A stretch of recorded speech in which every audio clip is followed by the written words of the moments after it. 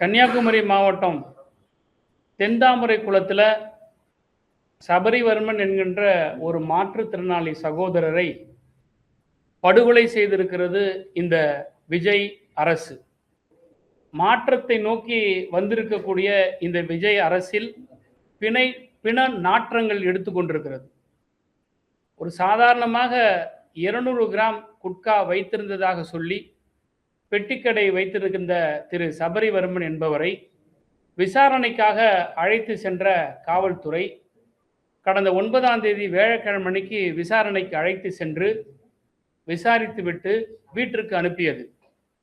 10ஆம் தேதி அன்று அந்த சபரிவர்மனுடைய அலைபேசியை வந்து வாங்கிட்டு போக சொன்ன காவல்துறை அதை பெறுவதற்காக காவல் நிலையத்திற்கு சென்ற சபரிவர்மனை கைது செய்வதாக சொல்லி பிறகு சபரிவர்மன் வீட்டுக்கு வந்து அவருக்கு உண்டான உடைகளை எடுத்து செல்லுகிற போது குடும்பத்தாரிடம் என்னை காவல்துறை கைது செய்திருக்கிறது என்று சொல்லிவிட்டு சென்றார். கைது செய்து சிறையில் அடைப்பதற்கு முன்பு ஜுடிஷியல் மேஜிஸ்ட்ரேட் ஃபிட்னஸ் வாங்கின பிறகுதான் கொண்டு போய் ஜுடிஷியல் மேஜிஸ்ட்ரேட்ட கொடுத்து medically is fit to remand அப்படின்னு வாங்கின பிறகுதான் சிறைச்சாலைக்கு அனுப்ப முடியும். அப்படி மெடிக்கலி ஃபிட் வர்மனை 10ஆம் தேதி வெள்ளிக்கிழமை அந்த குடும்பத்தினர் சிறைச்சாலையில் சென்று சந்திக்கிறார்கள். அவர் நலமுடன் இருக்கிறார், நன்றாக பேசுகிறார், எந்த விதமான காயமோ அல்லது போலீஸ் சிறைச்சாலையில் தாக்கியதற்காக எந்த புகாரும் அவர் தெரிவிக்கவில்லை. ஆனால் 13ஆம் தேதி அன்று ஜெயிலிருந்து போலீஸ் மூலமாக இவங்க வீட்டுக்கு படுகிறது. அதன் பிறகு மருத்துவமனைக்கு போன இந்த குடும்பத்தார் அந்த குடும்பம் அதிர்ச்சிக்குள்ளாகிறது. அதன் பிறகு இவர் இறந்து விட்டார் என்ற செய்தியே அதன் பிறகுதான் இவர்களுக்கு தெரிகிறது. 10ஆம் தேதி நல்லா இருந்த அந்த சபரிவர்மன் 13ஆம் தேதி மரணம் அடைந்ததாக வந்து காவல்துறை தெரிவித்த பிறகு நேற்றைக்கும் இன்றைக்கும் அந்த இடத்துல மிகப்பெரிய ஒரு போராட்டம் இந்த மக்களுக்கு தெரியவில்லை.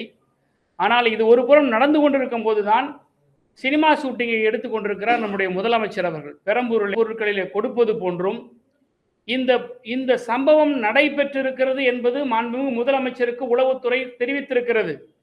இந்த சம்பவத்தை திசை திருப்புவதற்காக எல்லா கேமராக்களும் தன் முகத்தை பார்க்க வேண்டும் என்பதற்காக இத்தகைய விஜய் அவர்கள் மேற்கொண்டிருக்கிறார்கள். நாங்கள் ஆரம்பத்திலிருந்து திராவிட முன்னேற்ற கழகம் சொல்லுவதெல்லாம் டைவர்டிக் பாலிடிக்ஸை மட்டும்தான் இந்த அரசு செய்து கொண்டிருக்கிறது. 200 கிராம் குட்கா வைத்து இந்த காவல்துறை, ஆனால் 40 கோடி ரூபாய் லஞ்சம் பெற்ற குட்கா விஜயபாஸ்கரை தன் பக்கத்திலே வைத்து சிவப்பு கம்பளம் விரித்திருக்கிறது. இதுதான் இந்த விஜய் அரசினுடைய மாற்றம். திராவிட முன்னேற்ற கழகம் ஆட்சியில் இருக்கும்போது எங்களுடைய முதலமைச்சர் பொறுப்பில் இருக்கிற போது சிவகங்கை மாவட்டத்தில் இருக்கக்கூடிய மடப்புரம் கோவில் ஒரு செய்தி வந்தபோது அன்னைக்கு இந்த திரு விஜய் என்ன செஞ்சார்? மேடை போட்டு பேசினார், அந்த குடும்பத்தார மேடையில ஏற்றினார். எங்களுடைய அன்றைக்கு முதலமைச்சராக இருந்த நம்முடைய திராவிட முன்னேற்ற கழக தலைவர் நடந்த சம்பவத்திற்கு பொறுப்பேற்று அந்த குடும்பத்தாரிடம் மன்னிப்பு கேட்டார். அப்ப என்ன பேசினார் இந்த விஜய்? சாரி வேண்டாம் சார், எங்களுக்கு நீதி வேண்டும் தான் என்று சொன்ன விஜய் இன்றைக்கு ரீல்ஸ் வேண்டாம், எங்களுக்கு நீதி வேண்டும் என்று தமிழ்நாட்டு மக்கள் கேட்டுக்கொண்டிருக்கிறார்கள். நீதிமன்றத்தினுடைய நேரடி கண்காணிப்பில் எஸ்ஐடி வைத்து அந்த அஜித்குமார் வழக்கை விசாரிக்க வேண்டும் என்று கோரிக்கை வைத்தார் திரு விஜய் இன்னைக்கு. ஆனால் அன்றைக்கு முதலமைச்சராக இருந்த திராவிட முன்னேற்ற கழகத்தினுடைய தலைவர் அவற்றை பொதுவான ஒரு அமைப்பான சிபிஐக்கு தானாக முன் வந்து சிபிஐ விசாரணைக்கு உத்தரவிட்ட முதலமைச்சர் அவர் எங்கே?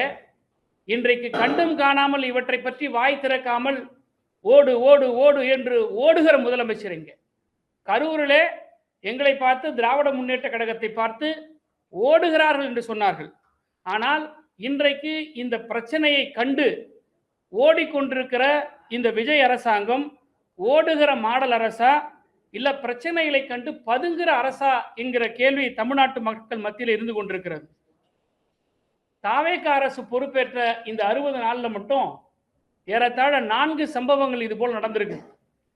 மது போதையில தகராறு செஞ்ச வெங்கடேஷ் என்கிற சென்னை எம்ஜிஆர் நகர்ல காவலாளி பிடிச்சி கைது செய்யறாங்க, விசாரிக்கிறாங்க. அடுத்த நாள் அவர் வந்து உயிரிழக்கிறார்.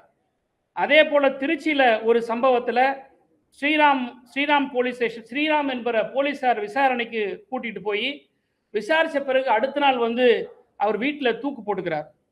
கிருஷ்ணகிரியில் ஒரு 17 வயசு சிறுவன்கிட்ட ஒரு காவலாளி தகராறு பண்ணு செல்போனை பறிமுதல் செய்கிறாரு. அதுக்கு பிறகு அந்த சிறுவன் போய் தற்கொலை செய்துக்கிறாங்க. தென்காசி அருகே சிவகிரியில் காவல் நிலையத்தினுடைய எல்லைக்குட்பட்ட ஒரு பகுதியில் அந்தோணிராஜ் என்கின்ற ஒரு முதியவரை விசாரணைக்கு அழைத்து டார்ச்சர் செஞ்ச காரணத்தினால அவர் தற்கொலை செய்துகிறார். இப்படி 60 நாட்கள்ல 4 தற்கொலைகள், 4 போலீஸ் டார்ச்சர்களால் மரணங்கள் ஏற்பட்டிருக்கிறது. என்ன ஆளுக்கு ஒரு சட்டம், ஆளுக்கு ஒரு நீதி, ஆளுக்கு ஒரு நியாயமா? சட்டம்னா எல்லாருக்கும் சமமானது தான். ஆனால் தாவேகா காரங்களுக்கு ஒரு சட்டம், மற்றவங்களுக்கு ஒரு சட்டம். ஈரோடு பவானி பகுதியை சேர்ந்த திரு அருண் என்பவர் ஒரு குட்காவை 140 கிலோ குட்காவை கடத்துகிறாரு. அந்த கடத்தப்பட்ட அந்த அருண் என்பவர் 4 வருஷத்துக்கு முன்னாடி இதே குட்காவை கடத்திய காரணத்துக்காக குண்டர் சட்டத்தில் கைது செய்யப்பட்டவர். மீண்டும் 4 வருஷம் கழிச்சு இன்றைக்கு இந்த ஆட்சியில் இதே போன்ற குற்ற நடவடிக்கையில் ஈடுபட்ட போது அவரை வந்து ஸ்டேஷன் பெயிலில் விடுறாங்க. காரணம் தாவேகாவுடைய நிர்வாகி. இதே போல இன்னைக்கு குளித்தலையில நீங்க எல்லாம் பார்த்திருப்பீங்க. மாற்றுத்திறனாளி சகோதரர் ஒருத்தவர் ஒரு தவறான பதிவை போட்டுட்டார். அந்த பதிவுக்கு மன்னிப்பு கேட்கிறார்.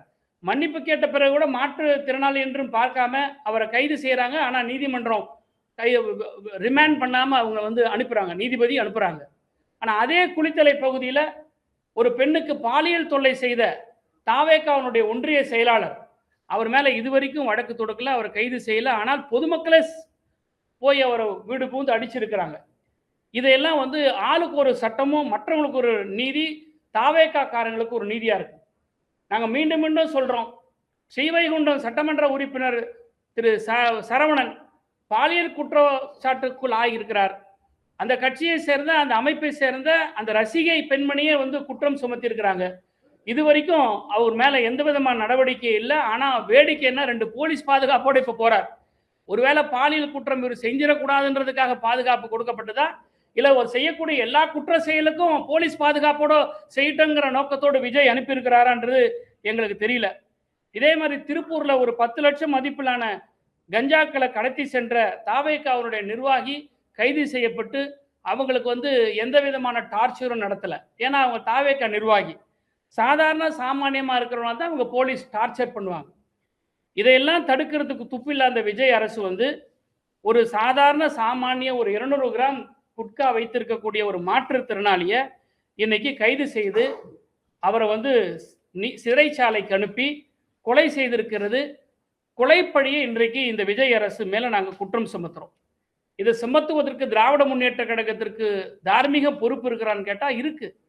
எங்களுடைய அரசாங்கத்தில் இப்படிப்பட்ட ஒரு குற்றச்சாட்டு நடந்த போது இதே அஜித்குமாருடைய வழக்கில் கொலை வழக்காக முதலில் இந்தியாவில் அரசே காவல்துறையின் மீது 302 செக்ஷன் ஃபைல் பண்ண ஒரே ஆட்சி திராவிட மாடல் ஆட்சி. ஆனால் இன்றைக்கு இந்த ஜெயிலர் அண்ட் வார்டன், அந்த சிறைச்சாலை இருக்கக்கூடிய ஜெகன் மற்றும் சிவகுமார் 2 பேர் ஜெயிலர்ஸ் அண்ட் வார்டன்ஸ், இவங்க 2 பேரை இதுவரைக்கும் கைது செய்யல. இன்றைக்கு அந்த சவம், அந்த பிணம் இன்றைக்கு மார்ச்சூரில் இருக்குது. மேஜிஸ்ட்ரேட் வந்து இந்த மார்ச்சூரில் பார்த்திருக்கிறார். காயங்கள் இருக்கிறது, கால்கள் கட்டப்பட்டிருக்கிறது, கைகள் தாக்கப்பட்டிருக்கிறது, ஆண் உறுப்பில் அவருக்கு காயம் ஏற்பட்டிருக்கிறது, நெஞ்சிலே காயம் ஏற்பட்டிருக்கிறது. இவையெல்லாம் மேஜிஸ்ட்ரேட் இன்றைக்கு ரெக்கார்ட் பண்ணியிருக்கிறார் அவருடைய ஸ்டேட்மெண்ட்ல. ஆக ஒரு சாதாரண ஒரு குற்றவாளி கைது செய்யப்பட்டு சிறைச்சாலைக்கு சென்ற பிறகு எப்படி மரணம் ஏற்படும் என்பதற்கு இதுவரை இந்த அரசு வாய் திறக்கவே இல்லை. விஜய் அரசாங்கத்தில் இருக்கக்கூடியவர்கள், காவல்துறை பொறுப்பேற்றிருக்கக்கூடிய திரு விஜய் அவர்கள் இதுவரைக்கும் எந்த விதமான ஒரு பதிலும் அவர் சொல்லவில்லை. இந்த ஒரு சம்பவம் நடந்திருக்கிறதா என்பது கூட அவருக்கு தெரியுமா என்பது எங்களுக்கு சந்தேகமா இருக்கு. குதிரை பேரத்தில் ஈடுபட்டு குதிரைகளை விலைக்கு வாங்குகிற விஜய் அரசாங்கம் விலை மதிப்பற்ற உயிரினுடைய மதிப்பு தெரியவில்லை என்றுதான் எங்களுடைய குற்றச்சாட்டு. குற்றவாளி தாவேகா என்ன ஜாமீன் கொடுக்கிறது, மற்றவர்கள்னா அவங்களுக்கு சாவு கொடுக்கிறது. நல்லவர்கள் பணியாற்ற வேண்டிய காவல்துறையா, இல்ல பொல்லாத விலங்குகள்லாம் வாழுகிற இந்த இருள் காடான்ற ஒரு சந்தேகம் நாட்டு மக்கள் மத்தியில் இருக்கிறது. எனவே திரு விஜய் அரசாங்கம் உடனடியாக இந்த சிறைச்சாலையில் இருக்கக்கூடிய அதிகாரிகள் மீது நடவடிக்கை எடுக்கவில்லை என்று சொன்னால் அவர்கள் மீது கொலை வழக்கு பதியப்படவில்லை என்று சொன்னால், அவர்களை கைது செய்யவில்லை என்று சொன்னால், சாரி வேண்டாம் நீதி வேண்டும் என்று கேட்ட திரு விஜய் அவர்களை பார்த்து நாங்கள் சொல்லுகிறோம், நீங்க ரீல்ஸ் முதலமைச்சராக இருக்காமல் நீதியை வழங்குகிற முதலமைச்சராக, ரியல் முதலமைச்சராக இருக்க வேண்டும் என்றுதான் நாங்கள் வலியுறுத்துகிறோம். நீங்கள் இவ்வளவு காலம் சினிமாவில் நடித்துக் கொண்டவர்களாக இருக்கலாம். விஜய் ப்ரோ, நீங்க சினிமாவில் நாட்டு மக்கள் கேட்கக்கூடிய கேள்விக்கு தைரியமா பத்திரிகையாளர்களை சந்திச்சு பதில் சொல்லுங்க. பாதிக்கப்பட்ட குடும்பத்துக்கு உரிய நீதியை வழங்குங்க. இவையெல்லாம் உடனடியாக குற்ற வழக்காக அல்லது கொலை வழக்காக பதியப்படவில்லை என்று சொன்னால் திராவிட முன்னேற்ற கழகம் சும்மா விடாது, சட்டப்படி நடவடிக்கை மேற்கொள்ளும். தேவைப்பட்டால் நீதிமன்றத்திற்கு செல்வோம். இன்னும் சொல்ல போனால் இந்த காவல்துறை இந்த குற்றவாளிகளை ஜெயிலர்ஸை, ஜெயில் வார்டனை அக்யூஸ்டா ஃபிக்ஸ் பண்ணி 302 செக்ஷன்ல கைது பண்ணவில்லை என்று சொன்னால், எஃப்ஐஆர் போடவில்லை என்று சொன்னால், நிச்சயமாக நீதிமன்றத்தின் மூலமாக சிபிஐக்கு கூட இந்த வழக்கு விசாரிக்கப்பட வேண்டும் என்கின்ற அடிப்படையில் கூட நாங்கள் நீதிமன்ற படிக்கட்டுகளை ஏறுவதற்கு நாங்கள் தயாராக இருக்கிறோம். சாதாரணமாக ஒரு சஸ்பீஷியஸ் டெத்தாக, அனாதை பிணமாக என்றுதான் இவர்கள் கொண்டு வந்து மருத்துவமனையில் போட்டிருக்கிறார்களே தவிர சிறையிலிருந்து கொண்டு வந்தது கூட ரெக்கார்டுகள் இல்லை. எந்த அளவுக்கு குற்ற செயலை இவர்கள் மறைக்கிறார்கள் என்பது இதன் மூலமாக தெரிய வருகிறது. எனவே இந்த அரசு பொறுப்பேற்ற நாளிலிருந்து சட்டம் ஒழுங்கு சந்தி சிரிக்கிறது. திரு விஜய் அவர்கள் மற்றவர்களை பார்த்து நக்கல் நையாண்டி செய்வதையெல்லாம் சற்று நிறுத்திவிட்டு ஆட்சி அதிகாரத்தில் கவனம் செலுத்த வேண்டும். காவல்துறை அவருடைய பொறுப்பில் தான் இருக்கிறதா என்பது எல்லோருக்கும் சந்தேகம் எழக்கூடிய அளவில்தான் ஒவ்வொருத்தரும் காவல்துறையினுடைய அதிகாரத்தை பற்றி பேசிக் கொண்டிருக்கிறார்கள். கரூர் சம்பவத்திலே கூட திரு ஆதவ் அர்ஜுனா அவர்கள் காவல்துறையை குற்றம் சுமத்துகிறார் என்று சொன்னால், உங்க கேபினெட்ல இருக்கக்கூடிய உங்க மினிஸ்டரே காவல்துறையை குற்றம் சுமத்துற அளவுக்கு தான் உங்க ஆட்சி லட்சணம் இருக்கிறது. எனவே உடனடியாக இந்த ஜெயிலர்ஸை, வார்டனை, சிறைத்துறை அதிகாரிகளை கைது செய்ய வேண்டும். இதற்கு சம்பந்தப்பட்ட காவலர்களை கைது செய்ய வேண்டும். இல்லை என்றால் திராவிட முன்னேற்ற கழகம் இவற்றை சிபிஐ விசாரிப்பதற்கு நீதிமன்றத்தை நாடுவதற்கும் தயங்காது. இல்லை, எதனா எந்த ஒரு குற்றச்சாட்டுக்கும் அரசாங்கம் பதில் சொல்லி, அதாவது இதுக்கு முன் இது பழனி கோயிலுக்கு, தண்டாயுதபாணி கோயிலுக்கு கொடுக்கப்பட்ட நிலம். அந்த நிலத்தை கார் பார்க்கிங்கா நிர்வாகம் பயன்படுத்துகிறது. ஆனால் இன்னைக்கு ஒரு தனியாருக்கு பத்திரப்பதிவு செய்யப்பட்டிருக்கின்ற ஒரு குற்றச்சாட்டு இன்றைக்கு வந்திருக்கிறது. இது சம்பந்தமா அந்த துறையோட அமைச்சரோ அல்லது துறையோட செயலாளரோ அல்லது கோயிலுடைய நிர்வாகத்தை சேர்ந்தவங்களோ இதை பத்தி எதுவும் வெளிப்படையா சொல்லலையே. கோயிலோட ப்ராப்பர்ட்டியா சொல்லி ரைட்டை கிளைம் பண்ணி பார்க்கிங் ஃபெசிலிட்டிஸ் வச்சிருந்த ஒரு ப்ராப்பர்ட்டி கோயில்கிட்ட இருந்து ஒரு தனியாருக்கு போகின்ற போது அதனுடைய அர்த்தம் என்ன, அதனுடைய மர்மம் என்ன என்பதெல்லாம் இந்த அரசு தான் விளக்க வேண்டும். இந்த ஆட்சியில நடந்துகிட்டு இருக்குது.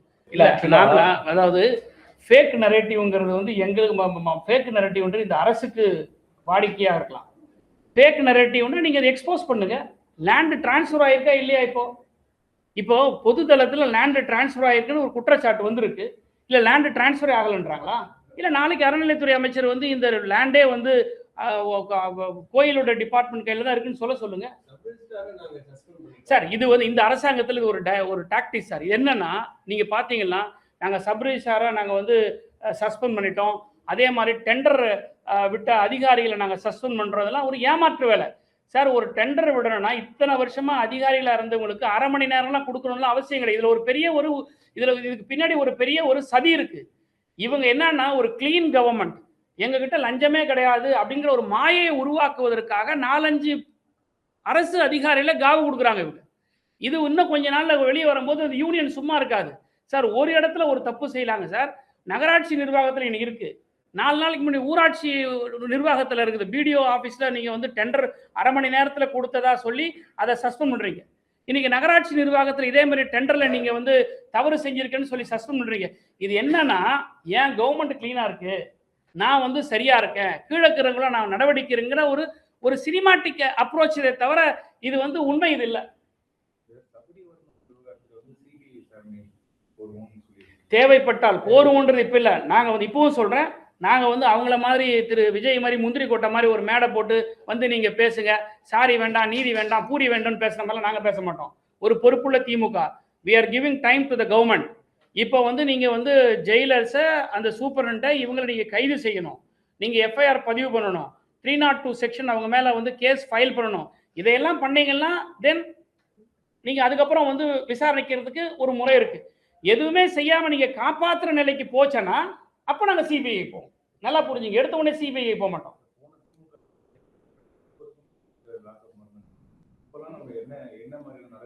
எல்லா லாக்அப் மரணங்களுக்கும் நாங்க பொது வழியில வந்து பதில் சொல்லியிருக்கோம். எல்லா லாக்அப் மரணங்களுக்கும் வழக்கு பதிவு செய்யப்பட்டிருக்குது. உச்சமா வந்து அஜித் குமாருடைய வழக்குல வந்து 302 செக்ஷனே போட்டிருக்கிறோம் சார். ஒரு வழக்குல 30 வழக்குல சார் நடவடிக்கை எடுக்கப்பட்டிருக்குல்ல. நான் என்ன நீங்க என்னோட ஆர்கியூ பண்றதை விட நான் கேட்கறேன். சொல்லுங்க சொல்லுங்க சொல்லுங்க. நீங்க சொல்லுங்க. அந்த 30 வழக்கு ஒண்ணு சொல்லுங்க. எதுல நாங்க வழக்கு போடலன்னு சொல்லுங்க, நான் சொல்றேன். 30 வழக்குக்கும் 30 சம்பவத்திற்கும் கேஸ் ரெஜிஸ்டர் பண்ணிருக்கு. அவர்களுக்கு உண்டான டிபார்ட்மெண்டல் ஆக்ஷன் எடுக்கப்பட்டிருக்கு. நான் சொல்றேன், 9ஆம் தேதி வந்து ஜெயிலுக்குள்ள போகப்பட்டவர் சனி ஞாயிறுல இறந்திருக்கக்கூடிய இந்த சபரிவர்மன்ல இன்னைக்கு என்ன செவ்வாய்க்கிழமை ஆகுது. இது வரைக்கும் காவல்துறை பிக்ஸ் பண்ணவே இல்லையே. இந்த அரசாங்கம் என்ன செஞ்சுட்டு இருக்கு? இதே திமுக அரசாங்கத்துல ஒரு சின்ன தவறு நடந்தா இன்னைக்கு என்ன நடந்திருக்கும்? நாடு ஃபுல்லா அலறி இருக்கும். எல்லா ஊடகங்களும் ஓடி இருக்கும். எல்லா சேனலும் டிபேட் வச்சிருக்கோம். இன்னைக்கு ஒரு மர்மமான முறையில் ஒரு மாற்றுத்திறனாளி மரணம் அடைஞ்சிருக்கிறார். ஒரு சேனல் இன்றைக்கு டிபேட் கிடையாது. ஒரு பத்திரிகையாளர் யாராவது செக்ரட்டரியேட்ல போய் இருக்கிற மந்திரி கிட்ட போய் மைக் போட முடிஞ்சது அவங்களால? 30 வழக்கு திமுக கவர்மெண்ட்ல போடப்பட்டதுன்னு கேட்கக்கூடிய செய்தியாளர் இன்றைக்கு செக்ரட்டரியேட் போய் ஒரு மந்திரி கிட்ட உங்களால வந்து ஒரு மைக் போட முடியுமா? முதலமைச்சர்கிட்ட ஒரு கேள்வி கேட்க முடியுமா உங்களால? 60 நாள் ஆச்சு. முதலமைச்சர் என்னைக்காவது வாய் திறந்து பேசியிருக்கிறாரா? இதெல்லாம் கேட்க செக்ரட்டரியேட்டுக்கு போக முடியல உங்களால. ரொம்ப லிஸ்ட் போடுறீங்க. திமுக 30 ஆச்சு 40 ஆச்சுன்னு. திமுக 30 ஆனா 40 ஆனா யாரையாவது எஸ்கேப் பண்ண விட்டுருக்குமா? ஏன் கேளுங்க. Very good. நான் என்ன கேக்குறேன், you boycott என்ன? you are the fourth pillar of the constitution. டெமோக்ரஸில நீங்க 4வது தூணு. முதலமைச்சர் எங்களுக்கு வாய் திறக்க மாட்டேன்றார். ஆளும் அரசாங்கம் 4ஆம் தூணா இருக்கக்கூடிய பத்திரிகைகளை சந்திக்க மாட்டேங்கிறது. நாங்க கவர் பண்ண மாட்டேன்னு சொல்லுங்களேன். டிஐபிஆர் வந்து நீங்க வந்து டிஐபிஆர் உங்களுடைய தாவேகானுடைய ஐடி விங்கா பயன்படுத்துறாங்கல்ல. சட்டமன்றத்தில் எதிர்கட்சி தலைவர், எதிர்கட்சி சட்டமன்ற உறுப்பினர்கள் பேசுகிற போது கதி கலங்கிய எதிர்கட்சி சட்டமன்ற உறுப்பினர்கள், விளாசிய முதலமைச்சர் இப்படி எல்லாம் போடுறாங்களே. டிஐபிஆர் டிஐபிஆர்ல தாவேகானுடைய ஐடி விங்க மாதிரி செயல்படுத. நீங்க பாய்காட் பண்ணுங்க சார். நாங்க கவர் பண்ண மாட்டோம். முதலமைச்சருடைய ப்ரோக்ராமை கவர் பண்ண மாட்டோம் அப்படி சொல்லுங்க. ஏன் அங்க கேட்க மாட்டேன்றீங்க? அதுதான் சார், அது அவருடைய லாங்குவேஜ் கலவாணி. சரி, செல்லூர் ராஜி சில விஷயம் இருக்காங்க. நாங்க ரொம்ப நாகரிகமா சொல்றோம். நீங்க வந்து பதுங்குற கவர்மெண்ட். நீங்க எங்களை பார்த்து ஓடு ஓடு ஓடுன்றீங்க. ஓடும் மாடல் அரசா இல்ல பதுங்கு மாடல் அரசா? பிரச்சனையை பார்த்து பதுங்கு மாடல் அரசா? குதிரைகளை விலை பேசி வாங்க தெரிஞ்ச விஜய்க்கு மனித உயிர்களுடைய விலை தெரியலையே. விலை மதிப்பற்ற உயிரை பத்தி விஜய் கவலைப்படலையே. குதிரையை விலைக்கு வாங்குறது தானே அவருடைய கவனம் செலுத்துறாரு. சினிமாட்டிக் சீஃப் மினிஸ்டரா இருக்கிற தவிர மக்களுக்கான ரெட்ரஸல் சீஃப் மினிஸ்டரா இல்லையே. தயவு செய்து போங்க சார். நான் என்ன கேட்கிறேன், இன்னைக்கு பத்திரிகையாளரை பார்த்து கேட்கிறேன், ஒரு டேவை பிக்ஸ் பண்ணீங்க, சீஃப் மினிஸ்டர் சந்திக்க சொல்லுங்க சார். ஜனநாயக நாடு இது சார். நிர்மல் குமார் மாதிரி ஒரு பைத்தியங்க பேசுறதுக்குலாம் நாங்க பதில் சொல்ல முடியாது சார். சரியான சைக்கோ சார். ஒரு கட்சியில இருந்து வந்தாங்கன்னா ஒரு கொள்கை தெரியும் சார். 10 கட்சி போய் வந்த பல பற்றைகளுக்கு பதில் சொல்ல முடியாது சார். ரைட்.